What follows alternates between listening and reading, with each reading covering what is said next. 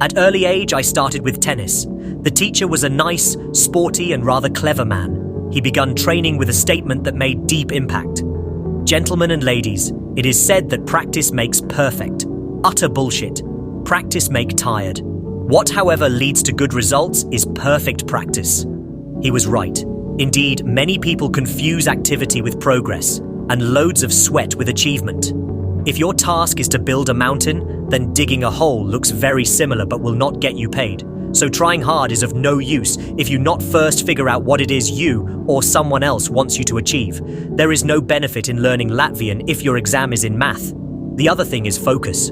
Very often kids think they study. After all, they can just about see the tiny page of a school book behind YouTube, some iTunes, and downloaded film. That is not study, that is self-delusion. Every moment you have TikTok open is some moment you no longer are working, but trying to work. Two things are true about life. Number one, it will knock you down. Two, you can choose to get back up.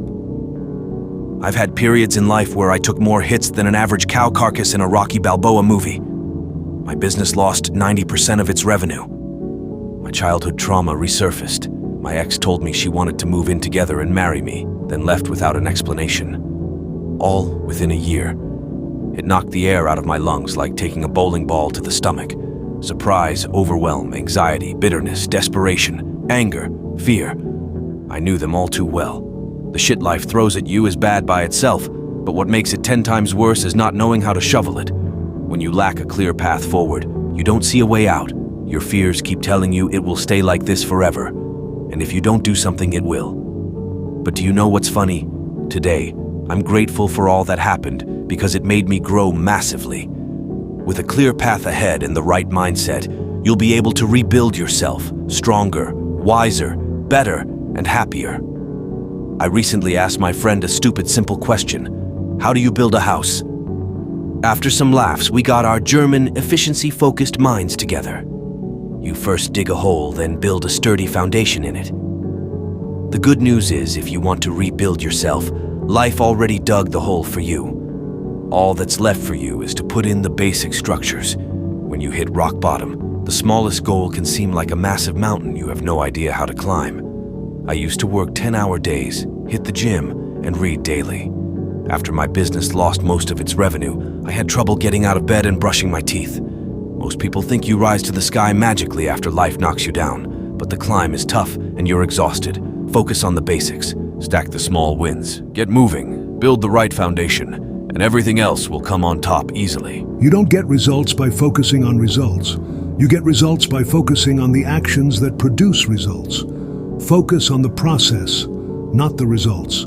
Yes, results are important, but not everything. Everything happens to us for a reason. There are no coincidences. Enjoy the experience and process of it. Getting fixated on results takes the joy out of the task and instills fear of failure. When we undertake any task with underlying fear, then we are not focusing all our energy on the task, since we are also focusing our energy on not failing. The founder of Alibaba Express, multinational company, Jack Ma, was denied from 30 jobs and 10 times from Harvard before he decided to launch his online store. Had he been accepted for one of those, he may not have the desire or need to pursue entrepreneurship. Life always chooses a least resistance path for us to fulfill our underlying desires. Key question is, though, what do you do with the bad result? Do you feel sorry for yourself and give up? Or do you fine-tune your task, process, or approach and try it again?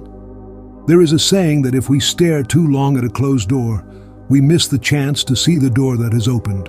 Next time, don't worry about the result. They will come regardless. Focus on the experience of the task. No experience goes to waste. It adds to your skill set somewhere. Make sure, though, that you are building a skill set inventory every time you undertake a task. Life is happening for us, not to us. Hard work with no plan will not lead to success. Planning is the most important principle to success in life. When we don't know where we're going, all our efforts seem like good efforts, and every destination will seem like a good destination. Achieving success in life demands two things: knowing what will get us to success and also knowing what won't get us to success. Life is full of distractions.